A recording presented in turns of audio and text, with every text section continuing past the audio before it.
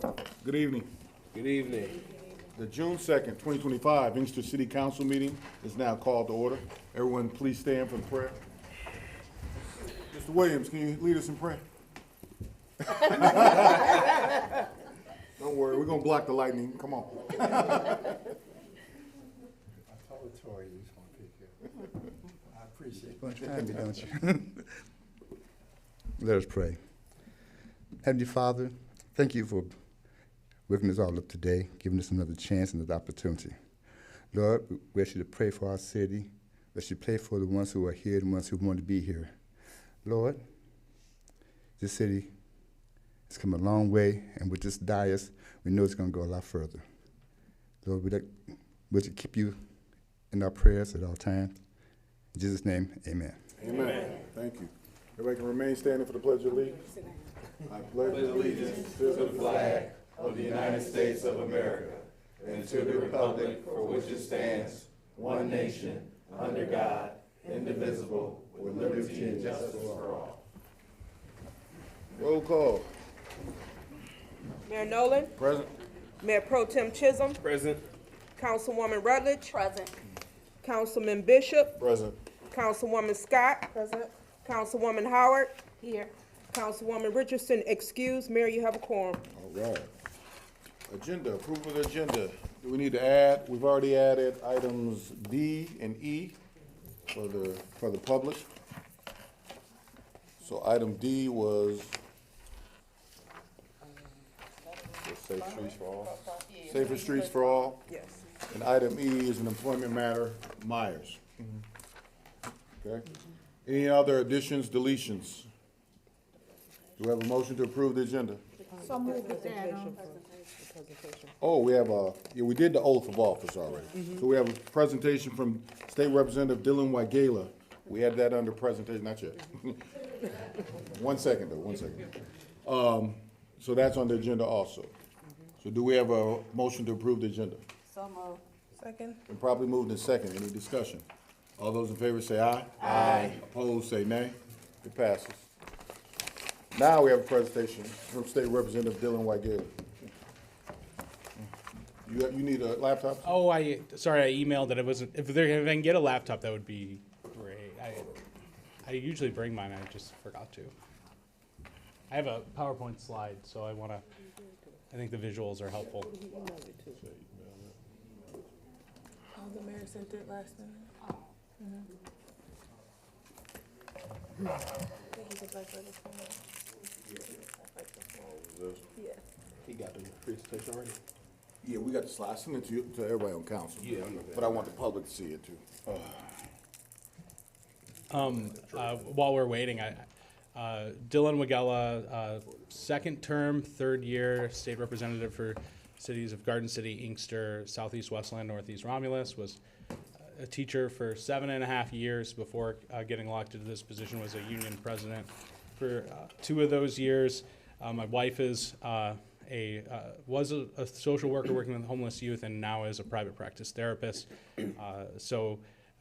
Just so proud to be representing this community and working with this community on various things. And I got a chance to go to the parade. This is actually, I'm not a parade person. Like, that's the reality.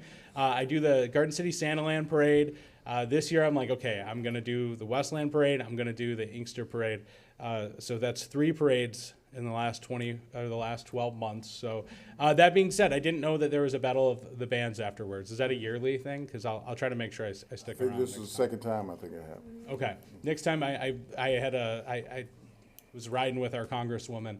She had driven me over from Garden City, and she has like 12 different events on that day. So next year I'll make sure I spend some time there.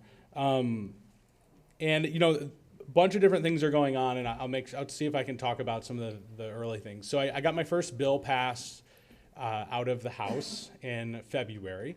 What my bill does, it passed 91-17, and it was a long haul to get this done, but we passed a bill that would ban lawmakers from signing non-disclosure agreements related to legislation that comes before the House. So I know this sounds like kind of a fairy tale mythical thing, but what's happening in Lansing specifically with economic development deals. So those are deals where the state is giving private business and corporations our taxpayer money to bring jobs here. And I think most people in the room are aware I've been fighting those kind of deals for their lack of ability to actually bring investment back to the state. They're making lawmakers sign non-disclosure agreements to learn about the legislation. So what my bill does, it would ban lawmakers from signing those non-disclosure agreements. And I think that's super important because as a representative, I need to be able to come talk to council. I need to be able to come and talk to my constituents about the legislation that comes before the body. So we got that through the Republican House. So it was actually the first Democrat to get a bill out of the Republican House. And now we're trying to get that through the Democratic-controlled Senate. So we march on in that front. I also introduced a bill recently. It's a reintroduction from last year that would prevent law enforcement officers from using deception tactics when interrogating minors.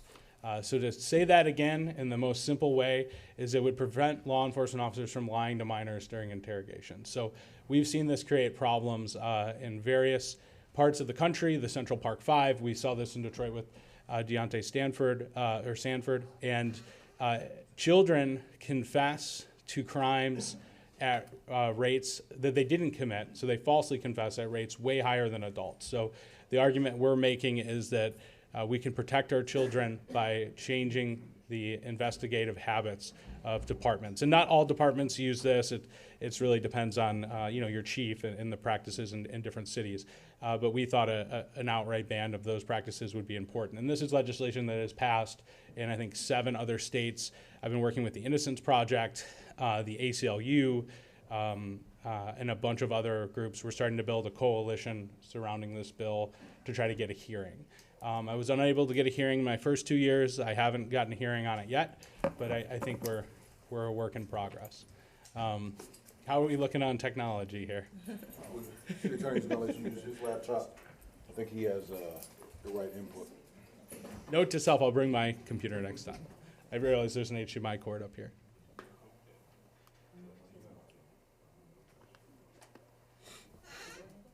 Another thing my office worked on is we introduced a resolution.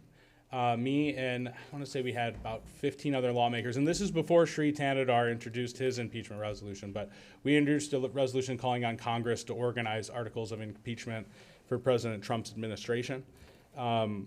Things have gotten completely out of control, and I recognize, right, that impeachment isn't really, he's been impeached twice and he didn't get removed from office. The point, though, that we were trying to make is that we want our congressional Democrats to fight harder against the actions of the administration, and I'll be circling back to that briefly. But that got referred to committee without anyone being allowed to speak on it because Republicans are in control of the House. Last year it was a 56-54 split, Democrats to Republicans. Now it's a 58-51-1 split, and the additional one is me referring to Karen Whitsett because she left the Democratic caucus. So it's really, we're seeing this, 58 Republicans, 51 Democrats, and one kind of a Democrat who's decided to leave the caucus.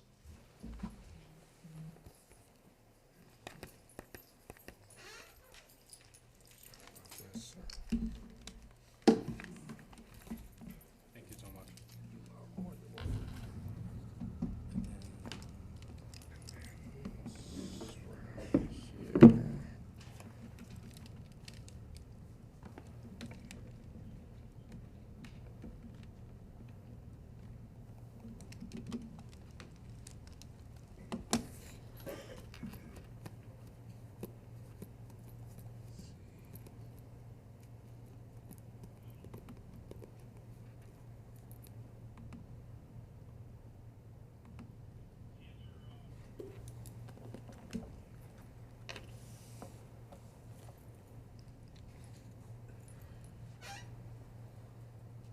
While this is putting up, in the room, how many people are on my email list from the office? Okay, so we've been really trying to be intentional about signing people up. In just a moment, you'll see a QR code up here. And if you just get out if you're interested, you can get out the camera app on your phone. and sign up for the email list. We send out a monthly e-newsletter. I think we just sent one out today too. There it is. Yep. So if you're interested in signing up now, if not, you can Google my name later and go to our office page and sign up. But we send out monthly newsletter updates, and this is really helpful. We've actually grown the email list from around, I think, 200 when we were in there to we're getting closer to 400 now.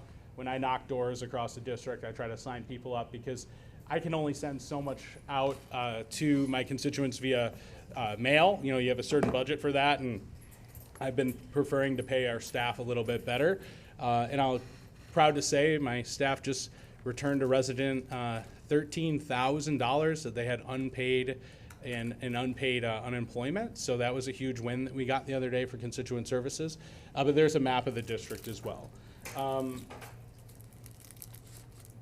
a little ahead of myself here. So there's my bill. A couple things I'll talk about.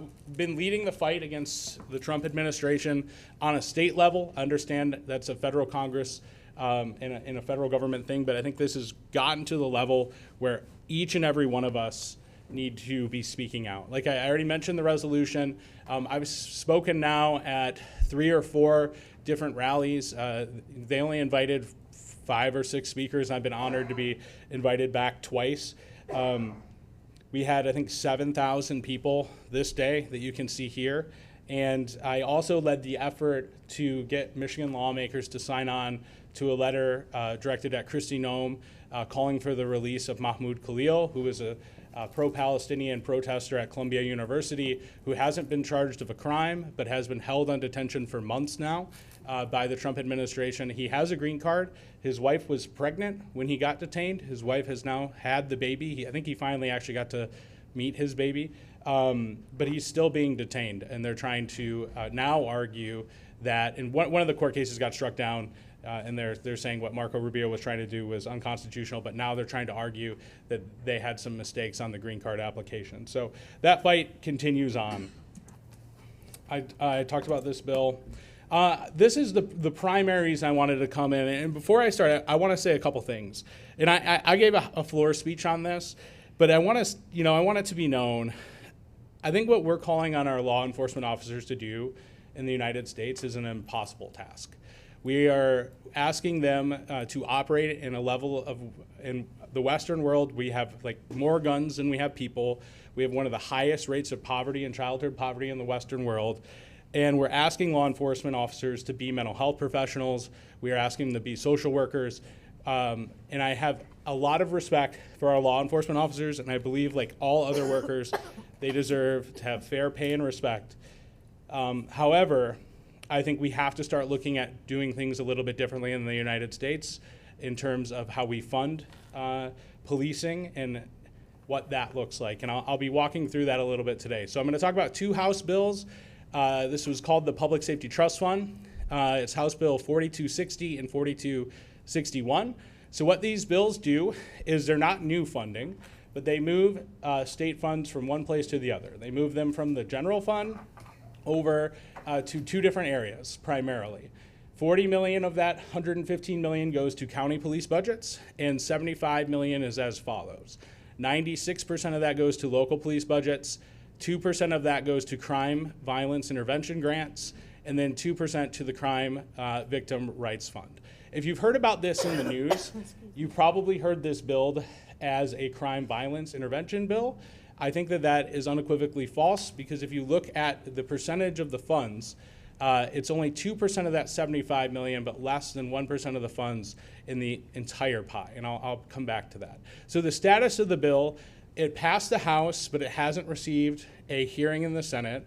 What I'm hearing, and I can't speak on this because no one said anything publicly, but the inside word is that the Senate Democrats want one of 2 things to happen. One, they want police accountability measures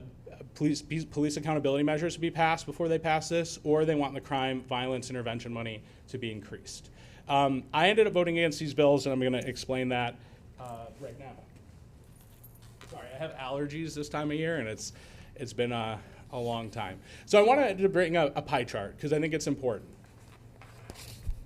if you look at the funding in this bill, I have Inkster's distribution on there. It's the thin line in green. Inkster would have received, or would receive if this passes, a little over $500,000 a year in additional local police funding. Crime violence intervention is $1.5 million, and then the rest of it is increasing local police dollars in other communities or at the county level. And again, we're not talking about new money. We are talking about money that is being taken from the general fund. We don't have a budget yet, so we don't know where this money will have to be cut from, but the reality is when we're moving money from the general fund, it's gonna have to come from somewhere. So if you look over here in blue, everything in blue is where the general fund currently funds. The largest portion of the general fund funds health and human services. For example, one of the things I learned that was funded through this program is, we have at some of our schools, we have free health clinics for families. We have Medicaid matching funding for federal dollars there. And then in this other area over here, I don't know if I have a cursor, for other budget areas, we're funding departments like the Department of Civil Rights and environmental departments. We're funding higher education with this money, et cetera. So the point I make, and the reason I bring this up, is it's not just a decision of, hey, are we gonna be bringing this amount of money back to the city? It's a decision of what is the opportunity cost, and what are we taking from elsewhere that might have to get cut in this environment. And something that is really been on my mind the last couple of months is, and you're seeing this with Trump's big beautiful bill, if you've been following this, is we're looking at potentially $880 billion, is it million or billion? Either way, I think it's billion. $880 billion, no, it's million. $880 million in Medicaid cuts at the federal level. We will have choices to make at the state. Do we backfill that with state dollars, or do we just allow Medicaid families to go unfunded? And when we're looking at moving more money from the general fund, that's something I'm super concerned about, is the lack of federal dollars we're gonna have in the state budget. Additionally, I think this is one of the parts of the bill I've been trying to get changed. And I have got some changes on these bills. For example, the money can't be used for chemical weapons or facial recognition software. That was direct language that I worked with the bill sponsor to get in there. But there's language in there, and I'll just read it. It's here, so if you want to read it, you can read it, and I'll summarize it. But it's restrictive. And it basically says that you can lose this funding. One, you can't replace current funding with this funding. So you can't reduce police funding's current level. It has to all go to police funding, and unless there is a revenue reduction. So the problem is there's no language in the bill for cases of emergency that are created by natural disasters, et cetera, but really the more concerning one for me and for cases of financial mismanagement. So for example, in Garden City, we had a previous city manager who just left, who left us in some dire financial situations. Under this bill, the way that it is currently written, if that had happened, the city would not have a choice to potentially cut any funding from the police department budget. They would have to cut it from other places. And I think that poses restrictive problems for cities because they would either threaten to lose their state extra additional police funding, or they would have to cut something else like Parks and Rec or Water Department, or you name it, police or fire, I should say, et cetera. And you can see I've been thinking about this a lot, because at the same time, and I had a lot of conversations about this bill. I went and talked to the Westland Dems. I had a meeting with our mayor. I talked to several other members of council and all parts of the district, and the opinion was divided. And I think it has a lot to do with the history of policing in our area. I worked with members of the community, I believe this was in 2023, to send a letter to the Westland mayor to call on the resignation of Jeff Rusick, who was the police chief when all these videos came out of essentially the police department doing a bunch of horrific acts to members of the community. We saw just recently in Grand Rapids, Patrick Loyola, I can't say it correctly, but his case just was decided where essentially there's no charges that are going to be brought to the officer that killed him. And what we're seeing, and we saw in the trifecta, is we were unable to pass any criminal justice reforms, and we were unable to pass any police accountability measures, which I think is an important part of this conversation. Because in the United States right now, we spend more on local policing than almost anywhere else in the world. We spend more than most countries do on their entire military budget. And as a result of the history of policing in this country, it has led to having the highest rate of incarceration in the world globally. I made just a pie chart here to show, if you look at the top military budgets in the world, it's the US, which Trump is now proposing a $1 trillion budget. Then it's China, then it's Russia, and then ranked fourth above all other countries would be local and state US police budgets. That means that we're spending more on local policing right now than most other countries in the world. And I also bring up this, which is studies have come out, especially a lot of these came out in 2020 after George Floyd was murdered. Washington Post article, and I'd be willing to send this to anybody who would like. Over the past 60 years, what studies are finding is that more spending on police is not equating to less crime for various different reasons. But this is what study after study is showing.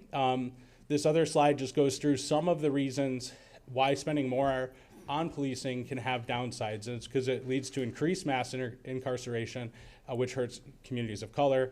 And I have a lot of concerns over this. I was inspired myself throughout my youth seeing, Trayvon Martin and Michael Brown and, George Floyd and all these other cases happen in this country with nothing changes.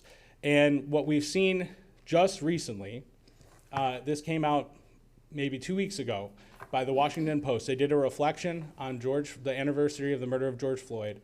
And we've seen the increase of people killed by police since then, and the racial disparities still persist. So that was a whole lot.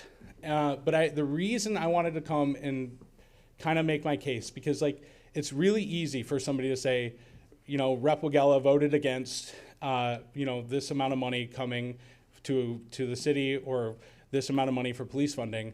But I've been thinking about this, and I've been doing research, and I've been working with groups like Detroit Action and other social justice organizations to understand the history of policing in the United States and the history of police funding. And the conclusion, and I talked to members of the Westland Dems that told me they wanted me to vote against this bill. I've talked to people who wanted me to vote for it. So I searched my conscience, did my research, and came to the conclusion that facing the cuts we are federally and seeing the studies that show the results of police funding, that the no vote was the right vote in this moment with my conscience. I think it's the right vote for the community. And I understand we might disagree with that. I don't expect everyone to agree with me in the How room. is it the right vote for the community? Explain that. That's what I was just trying to do with this. And I here. heard about your conscience. I understand you believe spending more money on law enforcement does not reduce crime. That's your belief. I saw the Washington Post article you posted. You did not send it to us. Nevertheless, that's an opinion by the reporter. And I'm sure people did studies both ways. You can make numbers, do whatever you want to. But when you actually have to run a government, a city, you have to have law enforcement.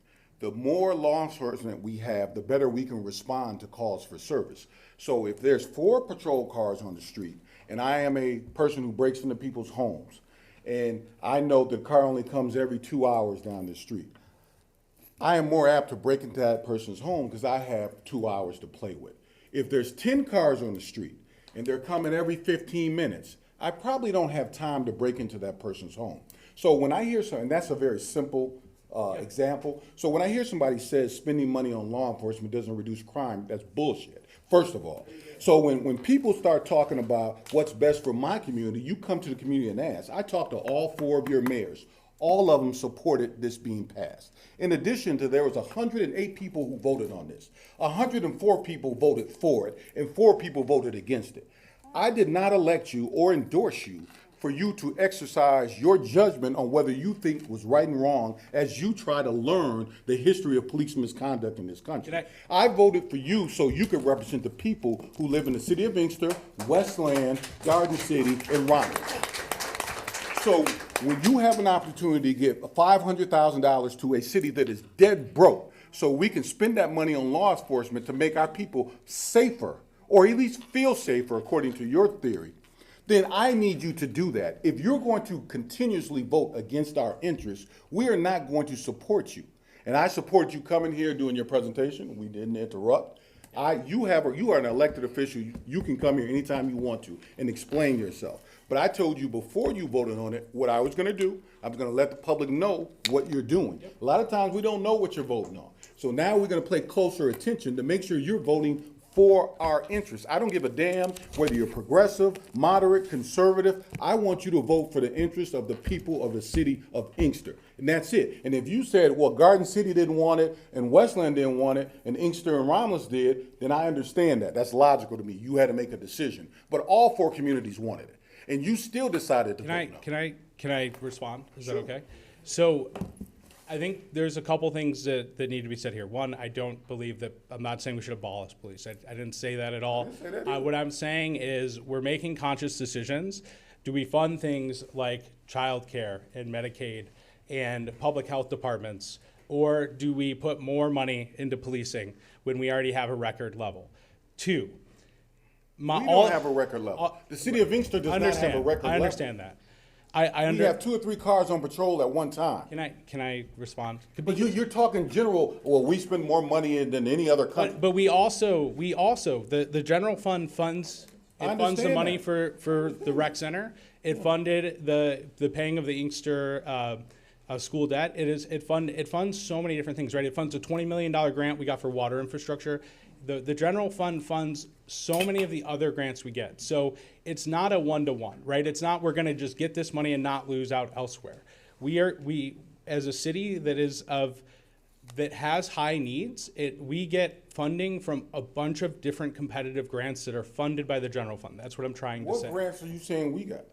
We We just receive our revenue from state revenue sharing, which we got an increase of $2 million last year, thanks to Senator Cherry and his movement to get the revenue sharing changed. I voted for revenue sharing Thank increases. you. I appreciate that. So So what I'm saying, but no, you just talking about grants. What grant money have we gotten that this is going to affect? I'm saying okay. So this is from now and until perpetuity, right? So we're looking at this from now until the legislature decides to change it. So if we defund the general fund by $1 billion over the next 10 years, I can't sit here and tell you every dollar we're not going to get, but I can tell you that it is going to move money away from those pots of money that I showed on the slide before. I can't sit here and tell you directly, are we going to get more under this one or this one? But what I can say is that it is something that I think we need to be talking about and thinking about.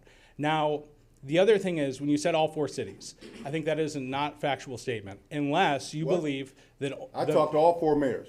the mayors do not everyone in my cities voted for all the mayors. It doesn't matter who you vote for. The mayor is the top elected official for each city. I understand And so that. when we communicate with you, you can't communicate with all 26,000. So you come and talk to me. I tell you what I think for an hour and a half with our police chief. You go back and vote the way you wanted to vote in the first place. I'm saying you're not representing us. Now, you have the right to come here and explain yourself, which you just did. Yep. And if people think that is great, you might have won over 5 people. I don't know. I'm just saying that you are not voting in our interest. I don't want to care about how much we're spending versus the rest of the world. I don't care about any of that. All I care about is the city of Inkster and this community. And right now, you're voting for people. You and 3 other people that said no.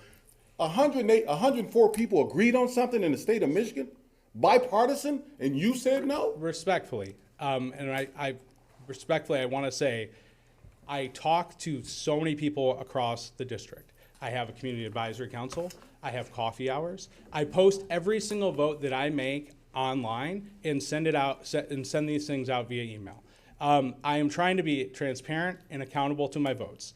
Not everyone in my communities agreed on this. I met with the Westland Democratic Club 4 presidents. people voted against this. I understand. I'm not talking about a close vote. I'm saying you're one of 4 out of 108. Only one person voted against the war in Afghanistan, but it was Barbara Lee, and I think that was the right decision. Look, I don't give a damn whether you think that was the right decision. Mayor, I need you to represent the residents of the city of Inkster.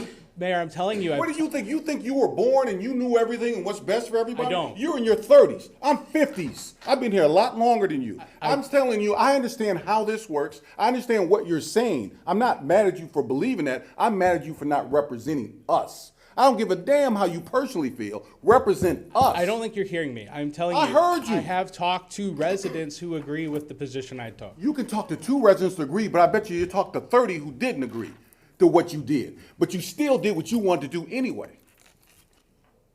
Come on, man. I believe that people have elected me to try to make the best decisions in the moment that I can. For them. No, not in the moment you can. Make the best decisions for the people Right, I you agree. represent. I- That's it. that is That's what it. I'm trying to do. So if you need to talk to 50 of them and if 45 of them want you to do it, that's what you're supposed to do. You're not supposed to say, well, no, Barbara Lee voted. Those are one. I want to be Barbara Lee. I don't give a damn about that. You have to vote for us. Otherwise, you have to go represent somebody else who you want to vote for. You're not voting in our best interest. This is not the first time, but this is the first time I put you on blast because I told you I wasn't going to hide it. I'm going to tell the people what you're doing and let them decide whether it's good or bad. I'm just one person. I want to tell a story about this bill, if I can, really quickly. Tell whatever story you like. Last year, this similar legislation came up. I worked with the bill sponsors, and if you know Donovan McKinney or Alibas Farhat, you should talk to them. And because there's part 2 of this, and I was going to get there, but we kind of went down another path. And I appreciate the feedback. I really do. I'm open ears for anyone in this room that wants to sit down and have a dialogue. But this bill came up last year, and the crime violence intervention money was around 4%. I worked with Alibas Farhat and McKinney to get a deal, to propose a deal to get the votes to pass it out of the House with higher crime violence intervention fund money. And we brought that to the Democratic leadership, but they decided to go with the Republican deal, which was last time. It went to the Senate, where there are Democrats in the Senate, and they chose not to move it. So I think that there is a lot of debate on the Democratic side of the aisle on whether or not these bills are going to move. Just like right now, these bills have passed out of the House, but they haven't passed out of the Senate. So I understand that it was 104 to 4. I get that. But I also know it's going to change in the Senate and have to come back, and they're going to need votes, and they're going to lose Republican ones. So there might be an opportunity to make the bill better, to make some of the changes that I was talking about, and I am open to those discussions. And trying to figure out how do we make this bill better for the city so they have flexibility if they have to move money from one place to another, or if we can get more crime violence intervention funds, because we've seen how great those programs have worked in Detroit. I would love to see us do some of that here, and I hope that the city decides to do that whether or not this money comes through, because that is always an option. That being said, Senate Democrats are holding this up for a reason, and I think that there's a lot more debate and consternation on this than the 4 people who are brave enough to stand by their principles or morals in the House, because it is really hard to go and say, hey, we shouldn't be funding things this way. We should be investing in kids and in schools and investing in crime violence intervention, because I think this is a great example. It's really hard to do that. But I am trying to make that argument because I do believe at the end of the day, our community will be better off if we start putting resources back into the community and making sure that we have money there. And that is, we can't do that. But do you realize this money is coming to the community? That's the part you're missing. But it's restricted. We are the elected leaders of the community. That money was coming to the city of Inkster so we can spend it on law enforcement. So it's not like the money's not coming to us. So, But again, we are moving money from the general fund. I understand So there that. might be other monies that do not come to the community that are. And the budget supports a lot of different things in the city of Inkster. And that is what I'm trying to say. I understand It's that. not a 1-for-1. It's not we're going to get money or we don't.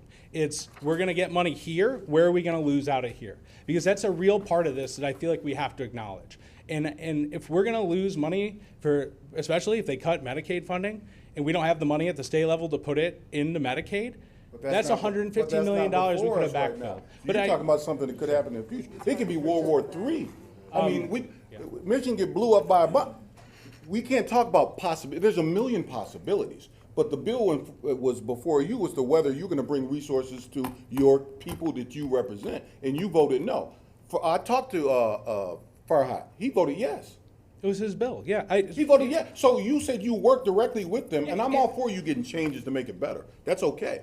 I have no problem with that. But don't vote no. Vote yes, and when in reconciliation, you make it better. That's how the system works. The Senate and the Congress and the House has to agree, and hopefully you get some of the changes you want. I think their strategy, though, to being a no in the House, it goes to the Senate, changes for reconciliation. Now it's you need my vote, rather than I just voted yes for the bill. They But still need your vote. that's They still inside need your- baseball. they still need your vote. But and then I think we respectfully disagree on some of this. Well, no, the only thing I'm saying is represent us. That's all I'm saying. I don't care how you personally feel. I know you don't care how I personally feel. I'm just saying make sure you bring resources home to the city of Inkster. That's all I want. And I feel like I brought more resources home. We've brought more resources home in the budgets to Inkster than any of the surrounding cities because I understand the need. How did you do that? What are you There talking needs to be. I'm talking about the Inkster school debt. That was a 56. Come on, man. You 50 voted no on that the first time. There was never a no vote. Come on, man. I mean, see, this is what I hate about politicians. This is why people don't trust politicians because they're I deceptive. can pull the vote All up. I'm saying, I can pull your voting up record right now. I got it on my phone. All I'm saying is that when it first came up, you didn't want to support what they wanted to do to get the debt paid off. Luckily, it came back up at the end of the year, I think and that's you a voted yes. And mischaracterization. thank you for voting yes. But that's what you're supposed to do in I the think first that's a place. mischaracterization of what happened. Oh, why don't you tell us what happened? And I have before. I'll tell the story again if you'd like. So very first votes up there was a vote. It was a tax bill. So there's no funding that can go in a tax bill. There are tax bills and there are appropriation bills in Lansing. So when the tax bill came up, it had a whole range of things in there, right? It had the pension tax repeal, which I had voted yes on previously to it being formed into this larger bill, which passed with bipartisan support. There was the earned income tax credit in there, and then there was $1.5 billion of our tax money being given to corporations. At that point, I decided I was going to vote against the bill because we proved to get the other two out of the House with the votes. And what happened then was an assault on my character. I got doxxed by the governor's office. People got a bunch of different misinformation. And in back rooms, it was basically everyone in Lansing knew my number one priority was to get the Inkster school debt canceled. So the conversation became, come to me and say, we'll cancel the Inkster school debt at the budget 4 months from now if you make this vote. It was never a no vote. So let's say that again. They came to you and cut a deal and said, if you vote in favor of this bill, we will cancel the Inkster. I'm just repeating what you just said. Yep. We will cancel the Inkster school debt. months from now at the end of the year. I heard you say 4 months later. Okay. Yep. That's what they offered you. And you said no. And here's why. Because Republicans canceled $22 million the year before. They could hold that vote hostage over me for any bad vote I would make or any vote they didn't like, which they did to a lot of my colleagues who cut deals. And then a lot of my colleagues didn't even get the things they were Let's answering. talk about you. Forget about your colleagues. But this is what I'm saying, right? It's not a real thing, right? It's an offer that could be pulled back at any time. So we get to the budget. They need all of us to vote for the budget. The agreement was I will vote for the, and I knew that was going to happen. We had a 1-vote majority. I'll vote for the budget if the Inkster school debt is put into the budget. It wasn't. It wasn't put in there, but there was a strong agreement between me and others who organized that when the fall came and our second budget came, we would cancel the debt in that budget. That is the only vote we took on the Inkster school debt, and I proudly voted yes and fought to get it in there. But the first bill, when they made that offer to you, it passed. I've seen them make what I'm Just telling you. answer the question. Right. Did it pass? It did pass. So, my calculation is But that, it- hold on, let me finish. It passed anyway. That's my point. So you could have cut the deal, got the debt demolished. So when we got to the budget, instead of us paying $12 million worth of debt, the city of Inkster could have got some additional resources because the debt's already wiped. And that's the point I'm trying. No, the debt wouldn't have been wiped till the budget because it was a tax bill. You can't put money in a tax bill. What I'm trying to say is, I think the framing that I have on this is, I didn't vote to give $1.5 billion of our tax money to corporations, and we got the debt canceled anyway because the debt's canceled. I mean, that's the framing you put on it. But you had an opportunity to get the debt squashed of something that was going to pass anyway, and you still voted no in protest. I voted no because giving $1.5 billion of working Protest. class I don't even taxpayer disagree dollars. with you. I think you're right. wrong. I don't think we should be giving our tax dollars to corporations, $1.5 billion. But it was going to pass anyway, and you lost And I've been open about this. We had a town hall on it in the city. This isn't a secret. I think for the sake of like Yeah. the time and Thank the you. agenda, I think for us, it's hard for you to come to a community like Inkster that needs the funding and try to justify it. I think you have to live with your vote. And I think, you know, like the mayor said, like he said his piece on it. Right. But communities like ours can use it. I've explained to you before, like our police do so much more than just policing. We use, you know, their budget for community activities. They're part of every single community activity, pretty much that we do. So, for the sake of time, Yeah, can I say? but. Thank you for letting me come explain the vote. I'm always willing to come explain any vote. I ask that you invite me to come explain it. I am accountable to the community. If people feel like I made the wrong decision on this, please tell me. I think I can grow and learn as a lawmaker. My next coffee hour is June 9th from 5:30 to 6:30 at the Radcliffe Center, and you can see our phone number is up there, and so is my email. Thank you so much. I think you should revisit why you're a state representative. I think you should go home tonight and you need to revisit that with yourself. That's what I think you need to do, and the communities that you represent. All right, thank you. Like I said, I told the state rep he's welcome to come to any meeting and speak at any meeting, because he is our state rep. And that's what we do. Our elected officials are able to speak whether they're on the agenda or not. So I appreciate you coming. You know, it's what it is. It is what it is, and we will survive, and hopefully something will pass at the end where we will get some additional revenue, you know. All right, thank you. All right. Move on to public hearing. Do we have a motion to open up the public hearing? So moved. Second. Been properly moved and supported. Discussion. All those in favor? Aye. Opposed, say nay. Okay. The public hearing is now open. Anyone is free to come to the podium and speak on the city amendment to Title 15, Chapter 155J of the city's Code of Ordinance as it relates to reducing the maximum amount of retail marijuana locations from 8 to 4. Oh, okay. Does anybody would like to speak on that? It's a public hearing. We're proposing to limit the number of total marijuana retailers from 8 to 4. Right now, we have 9. I'm sorry, huh? Okay. We're not putting anybody out of business, but as they close on their own, another one won't be able to open until we get down to the number of 4. So that's what we're looking to do. Please come on up. Come on. I know that we have one that opened because of litigation, and we're no longer in litigation with them? No. Do we have anyone that could potentially open because of litigation? I don't think so. I don't think we have anything pending. So we are currently, everyone who could potentially be open is open? I hope so. Okay, because I think I just saw a new one on Michigan Ave, was what, the Jazz? That's the litigation. That's the litigation one? Okay, and then with the Flower Bowl, that was under litigation too, right? So we've settled that? Last year we settled. Okay, so now we're at 9, and we shouldn't have anyone else opening. That's all I wanted to know. Thank you. All right, thank you. Anybody else? Okay, we have a motion to close the public hearing. So moved. Second. Probably moved in second. Discussion. All those in favor say aye. Aye. Opposed, say nay. Okay, passes. Consent agenda. We have a motion? So moved. Second. Okay, been properly moved in second. Any discussion? All those in favor say aye. Aye. Opposed, say nay. All right. Boards and commissions, any nominations? No? Okay. Move on to ordinances. You gonna read it? Yes. Okay. First reading, public hearing, first reading, TA 25-01.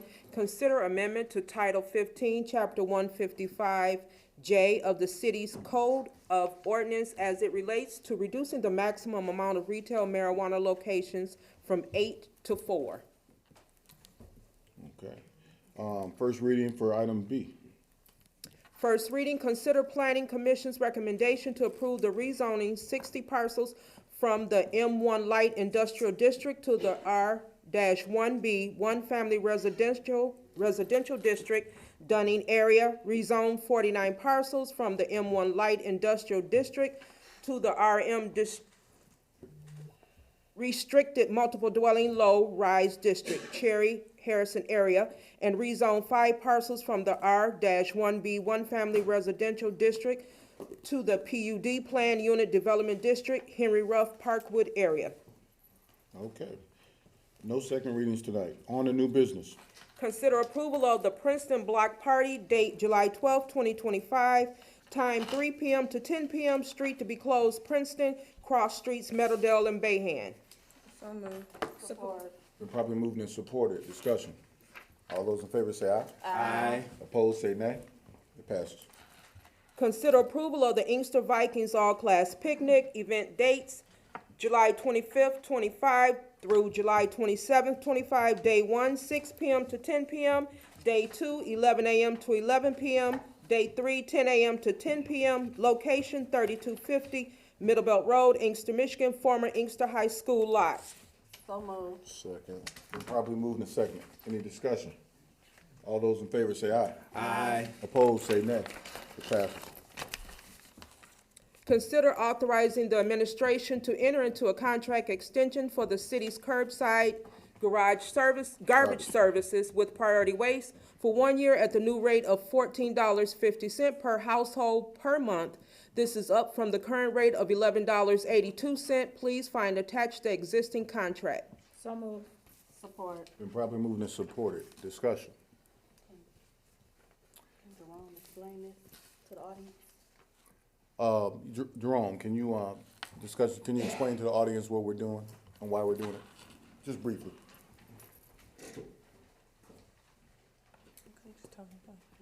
He never gets up. Gotta get up for this. Right. Public, right. Good evening, Mayor and Council, viewing audience and audience here. It's a brief summary. Last year, as we know, GFL went out of business July 1st of 2024, and Priority Waste stepped in to become our new trash hauler. They have been here approximately 10 months. I am asking for a contract extension based on the timing and the disruption of trash service we had last year. It was kind of chaotic. So now we get a full year under our belt of measuring their service and the ability they provide City of Inkster trash. So that's just a brief summary of why we're here for a 1 year extension. And the rate increase is market. The market is driving up the cost of trash, which is asking for the $14.50. Okay. Any questions from council? Comments? All right. All those in favor say aye. Aye. Opposed, say nay. It passes. Consider the availability of the Inkster City Council on Monday, June 23rd for a joint legislative presentation of the Safe Streets for All Unified Action Plan at the Westland City Hall. Starting time approximately 6 p.m. and wanting to send 1 or 2 to represent.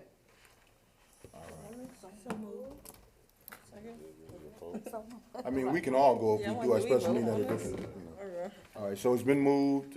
Was it second? Okay. Any discussion? Okay. All those in favor say aye. Aye. Opposed, say nay. It passes.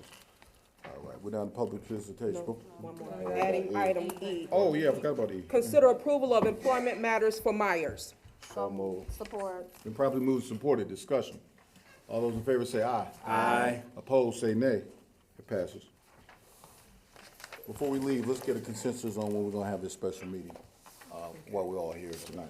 We can do it even after the meeting, but, all right, public participation. There you go. April Garrett.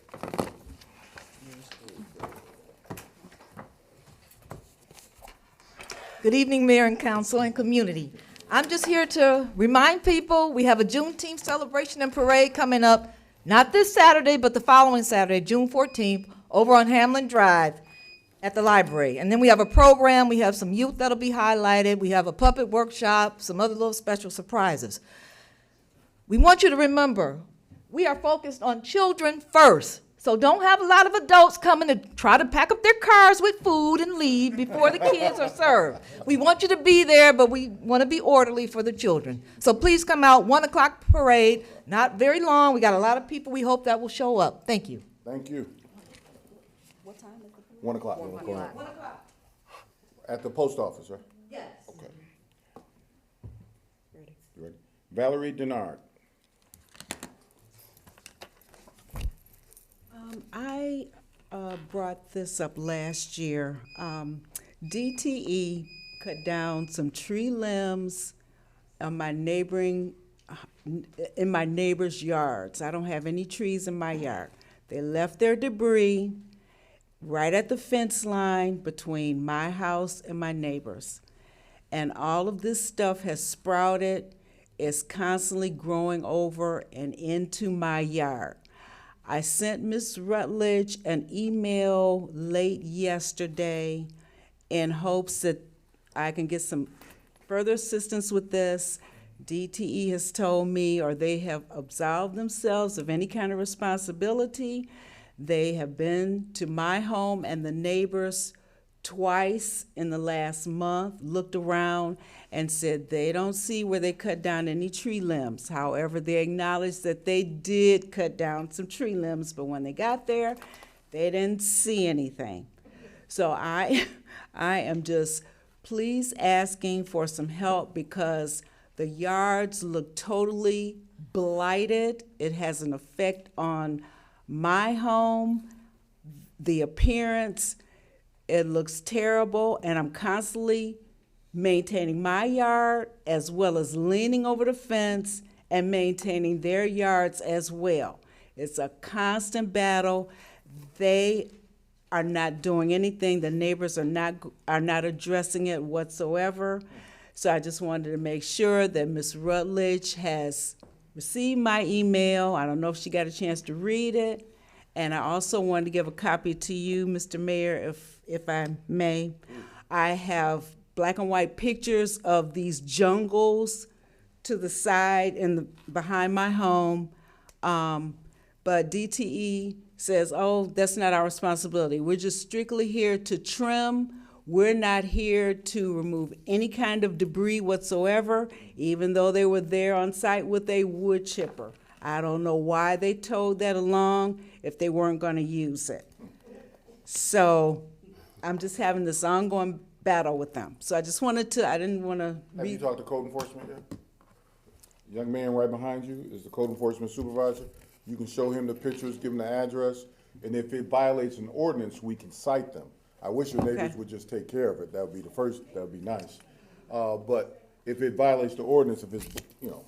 So if their yards look totally blighted, you know, just totally neglected, then there is some kind of an ordinance where something can possibly be done in terms of some kind of citation or fine, or can someone go to their Show him the home? pictures. He'll probably be able to tell you right now whether it meets the criteria where we can actually intervene because it's private property. But if it's blighted, we can issue a citation. Okay, thank you. And who am I okay. Thank you Thank very you. much. I appreciate it. Maureen Monahan. Did I get it right this time? Yes, you did. Okay. Might have been practicing. Yeah, I've been thinking about it. I wrote the pronunciation on there. Did Yeah, you you notice? did. Just two things this time around. I don't know what constitutes the code reds that are coming out, but my neighbor's been asking me what the trucks are on the side street, and I stopped and asked them, and they said they were relining the sewer lines. I wondered why a code red wasn't sent out to the people about what they're doing, or maybe one was and I missed it. Would be a question. We live in the same neighborhood because they've been fixing everything on Mount Vernon, the cement and everything. That's Yeah. beautiful. That's our sewer, that's the SAW grant program. Okay. They should have received letters. So I'll Oh, okay. we'll follow up with that. Okay. Let's start sending out on Code Red. Okay. And I had Mr. Chisholm over talking to me and my neighbor at the corner of Mount Vernon and Amherst, and I kind of poked him 12 times for 12 cars that did not stop at the stop You sign. said 12 times. Yes. I kept This is track of it. factual. Did he They file wrote- charges against you? They just rolled through it or didn't stop, or it's just, somebody here had said they had a police officer that likes to write Mount tickets. Vernon. It's at Mount Vernon and Yeah. Amherst. It's multiple. People don't stop at stop signs on Mount Vernon at all. See, No. The whole little street. And then what's worse, it's the neighbors who live down the street. I can see Oh, you right knew where who they were? I know who they are. They're just rolling through it. And Mr. Mayor, we spoke, as we were out there, myself, Maureen, and other neighbors, about, before Chief Jenkins did have traffic enforcement over there, and then people stopped. But of course, as soon as that car leaves, goes to a call, whatever the case may be, it just picks right back up. And so, the question or the thought of was, okay, how do we effectively use the city's resources in stopping this from occurring? Because a lot of people, they just did. They were already past the stop sign when they were hitting the brakes. So we did have an officer sit over there and take enforcement, but unfortunately, when they leave, I guess they continue that behavior. So we'll have them go back. Or maybe an unmarked car. Well, they If can't that's report possible. traffic in unmarked cars. Oh, okay, Yeah, okay. they have to be in a marked vehicle. Okay, or set them back further down Mount Vernon where they can't see them on Amherst? Put them in the tree. Just one other question, can people park on both sides of the roads on Amherst without a permission? Because they're doing that on Sundays, there's a specific house does it every On Sunday. my street, it's only one side. And my street's only one side, but Over in our neighborhood. Okay. there's no parking on my side of the street at 240, and they're parking on our side of the street every Sunday for about 2 hours. Amazon comes down the street, and you can't get by, because they're on both sides of the street. On Sunday? It's on Sunday, and the address is 208. Thank you. Thank you. Dr. Shatina Jones.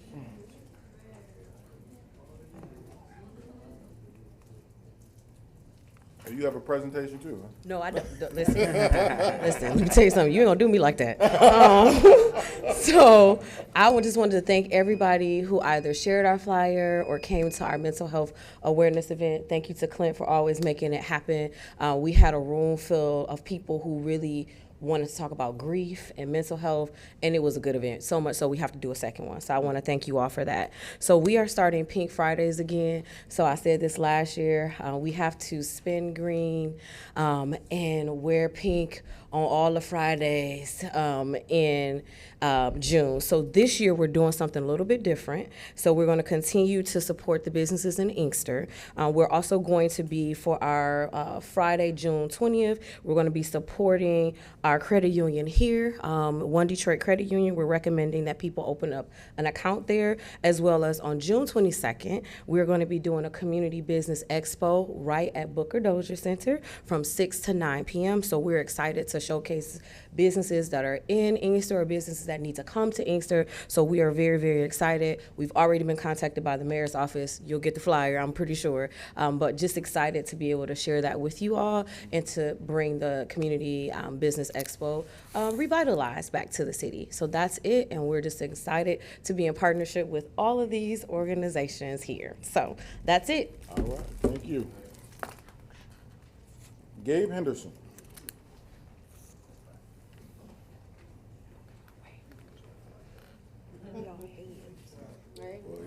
You looking good, Mr. Henderson. Yeah. Say something about them suspenders. Yeah.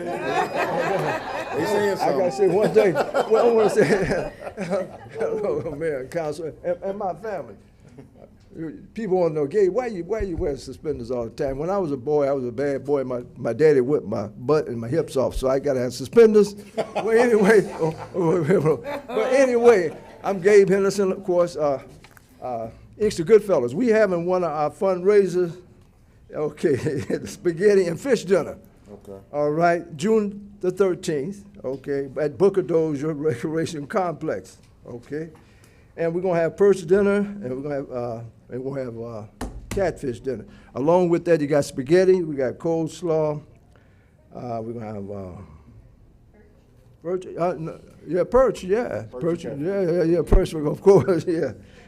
And we're going to have cake and all that. So come out and help us along. Okay, the time is from 11 o'clock a.m. to 4:30 p.m. Help us, we're trying to do the best we can, for our children and all that.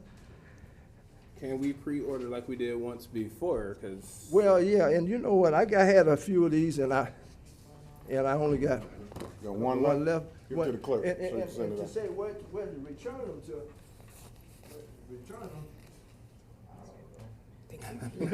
I cannot. You can stop by my house. 1450 Wellsville. Or you get I got my telephone number on there, and I could come by, and pick up the, forms that you fill out. And other than that, say I love y'all and all that.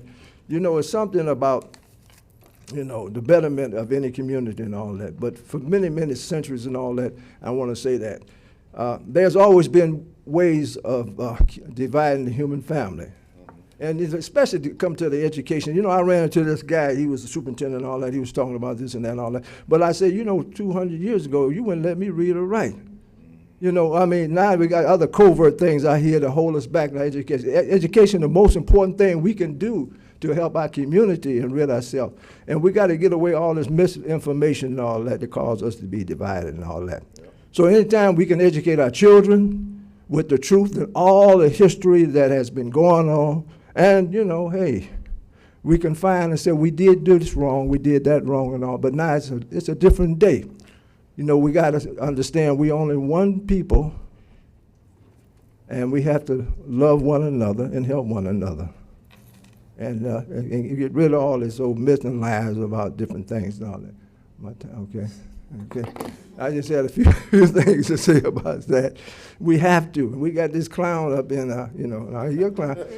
He was trying to get rid of all the information, all the wrong things and done and all that, and fill it with a whole lot of lies and jive, But anyway, I love y'all. All right. Anyway. Thanks, Mr. Anderson. Okay. Pastor Gene Overman.